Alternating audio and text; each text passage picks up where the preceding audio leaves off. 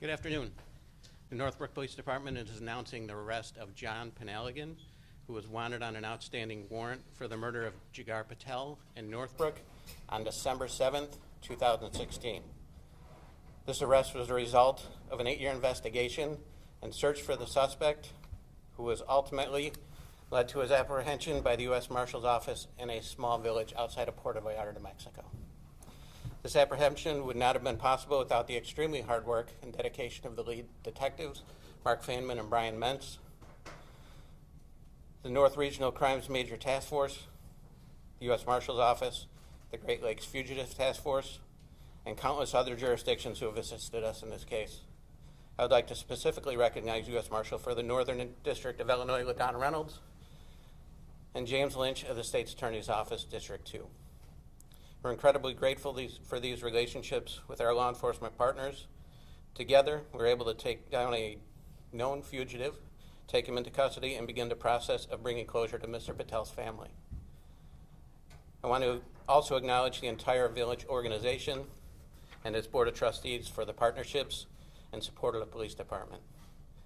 I'd like to introduce Deputy Chief Mark Feynman, who will be able to provide additional details of this investigation. Mark. Hi, good afternoon. My name is Deputy Chief Mark Feynman with the Northbrook Police Department. On December 7th, 2016, the Northbrook Police were requested to assist the Prospect Heights Police Department by trying to locate a missing person, Jigar Patel. The deceased body of the victim, Jigar Patel, was later discovered in his office at 1363 Shermer Road in Northbrook, with what appeared to be ligature markings on his neck and wrists and clear packing tape over his mouth. The Northbrook Police, assisted by the North Regional Major Crimes Task Force, or NORTAF, conducted a thorough and extensive investigation. The North Regional Major Crimes Task Force is a collaborative effort from 12 North Suburban law enforcement agencies.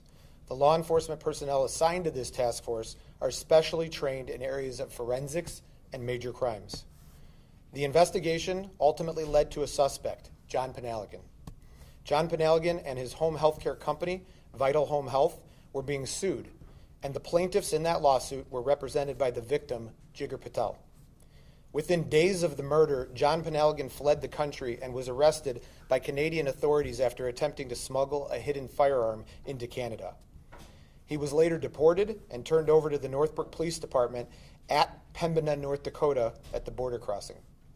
Multiple search warrants were executed and evidence was collected from John Penelligan and his possessions. Much of this evidence required additional processing and forensics, so John Penelligan was not yet charged at this time, and he was released while the investigation continued. The evidence and investigation later exposed John Penelligan's carefully planned murder of Jigar Patel. A nationwide arrest warrant for first-degree murder was issued for John Penelligan in February of 2017, but he again fled from law enforcement. The U.S. Marshal's Office tirelessly assisted the Northbrook Police Department in an extensive manhunt until Penelligan was located this week in Tepic, Mexico. John Penelligan was deported to the United States and arrested by the Northbrook Police Department at O'Hare Airport on October 22nd, yesterday. He appeared at bond court today at the Skokie Courthouse, charged with first-degree murder by the Cook County State's Attorney's Office. This investigation and arrest is the culmination of relentless efforts of hundreds of hours of investigative efforts by multiple law enforcement agencies and partners. It is an example of tremendous and exemplary police work. Although I never met him personally, I understand that Jigar Patel was a charismatic and incredibly intelligent young attorney. We are grateful to everyone that assisted in making this arrest possible and beginning the process of justice for Jigar Patel and his family. At this time, I would like to introduce U.S. Marshal LaDonna Reynolds of the Northern District of Illinois with tremendous gratitude and assistance for his help in this apprehension. Good afternoon. I just wanted to take the time to say that these regional relationships between law enforcement agencies, whether it be federal, state, or local, are important in the extent that we can contribute all of our resources and bring them together to bring finality to some of these types of incidents for the community. I want to thank the Chief of Police for Northbrook and the members of the Great Lakes Regional Fugitive Task Force for their hard work and dedication over these many years in bringing this individual to justice. It also points to the fact that the Marshal Service has been doing this for almost 250 years, about 235 years at this time. And the bottom line is that if you're a fugitive from justice and you think that you're going to escape, you will not. You will be apprehended and you will be brought in by the Marshal Service. Thank you.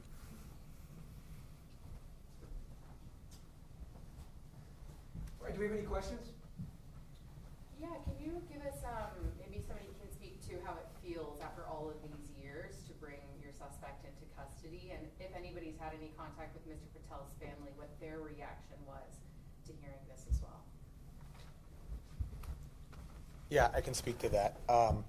I think that it has been 8 extremely hard years for the victim's family. This is the first step in the first phase of them finding justice for their loved one. And they're incredibly happy, but going through a wide range of emotions, as you can imagine, as anybody would in this situation. And then, do you have any information about what kind of life your suspect was living in Mexico? Was this a man who seemed to be living on the run, or was he living, did anybody have any kind of indication around him that he may have been wanted fugitive? Yeah, I don't want to get into too many details of the investigation at this point and the details of when he was fleeing, but I can tell you that it didn't seem like he was living a very comfortable life, and he was certainly changing locations a lot, which made it very difficult for investigators to continue to stay behind him. Was he arrested for this crime, or was he arrested in Mexico for a different crime that alerted marshals to where he was? On this occasion, he was arrested in Mexico because he was wanted for this crime, and he was deported from Mexico because he is not a legal citizen of the country of Mexico. Is anybody going to have a claim on that $25,000 reward that had been issued? I don't know the answer to that question. That would be for the U.S. Marshals. Could you answer this, please? We don't have any information on that at this time. Can you speak to the mentality of a suspect who tries to flee to Canada after this crime and then flees to Mexico, clearly trying to escape justice for what appears to be a really brutal murder of a beloved man? Yeah, I think you said it pretty well. It paints a picture of somebody who's trying to flee from justice. Do we have any idea, because he had tried to cross the border to Canada, had been returned, do we know how he was able to go into Mexico? And I know some time has passed, so are there any procedures or safeguards now that would maybe prevent that sort of situation from happening again? Some of those details are part of the investigation that I don't want to go into right now, but I can tell you that he was, it appeared he definitely had some assistance during his fleeing from justice, and that certainly enabled him to do certain things that many people might not be able to do. In that respect, I don't think it's something that we need to change. I think he was just committed to getting away from law enforcement. Would anybody, because there may have been some assistance, is there a possibility of any other people facing charges in relation to this case? That would be something, for the future that the investigation would have to continue and determine. And I know you have dual citizenship with the Philippines. Did that play a part in any way in him being able to stay on the land for so long?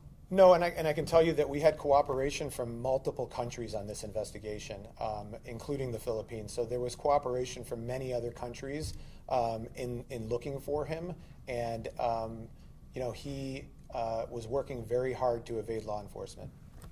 Can you speak to the work that went into finding him over these past many, many years? Is this daily updates, weekly updates?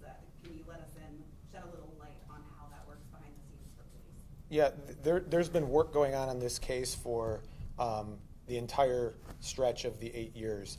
There were literally hundreds of law enforcement investigators and probably dozens of agencies that assisted us on this case. So tireless efforts by all of them for a very long time. Did you ever give up hope you'd find him? No. Being on that most wanted list, did that help? Did that bring more attention and maybe more tips, like you mentioned? In general, having the assistance of the U.S. Marshal's Office was crucial in finding him. And everything they did from that standpoint to assist us was incredibly helpful, including his being listed as the top 15.